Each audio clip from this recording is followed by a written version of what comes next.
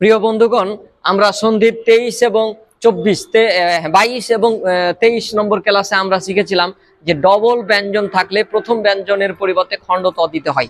এটা কিন্তু আমরা জানি। তো এই রুলসের উপর ভিত্তি করে আমরা যদি সবগুলোই সমাধান করতে যাই তাহলে কিছু আমাদের ভুল হয়ে যেতে পারে, যার কারণে আমি আরেকটা রুলস নিয়ে হাজির হয়েছি। যেমন দেখেন, এখানে আমি একটা উদাহরণ দিচ্ছি, বিপদ জ, এটা বর্গের জ, এটা জনক। এখন এটাকে আপনাকে বলা হবে সন্ধি বিচ্ছেদ করো। দেখেন এখানেও কিন্তু ডবল ব্যঞ্জন আছে। এখন ডবল ব্যঞ্জন থাকলে যে আপনি ওই রুলস ফলো করে নেবেন না, সবকিছুরই কিন্তু সমাধান আছে, সিস্টেম আছে, আপনাকে মনে রাখতে হবে। তো এখানে দেখেন, যদি বিপদ থাকে, এটা রুলস হচ্ছে আপনাকে এভাবে মনে রাখতে হবে যে যদি বিপদ থাকে বিপদ বসিয়ে দিবেন, বিপদ থাকলেই বিপদ বসিয়ে দিবেন, বিপদ থাকলেই বিপদ বসিয়ে দিবেন, তখন ওই রুলস খাটবে না। বিপদ যদি পান, কোন সন্ধির প্রথম অংশে যদি বিপদ পান, তাহলে আপনার ওই ডবল ব্যঞ্জনের রুলস আর খাটবে না, তখন আপনাকে বসিয়ে দিতে বিপর পরিবর্তে সমান বিপদ বসিয়ে দিবেন। তাহলে এই সমান কি বিপদ আমরা বসিয়ে দিলাম, বিপদ, এই যে বিপদ বসিয়ে দিলাম।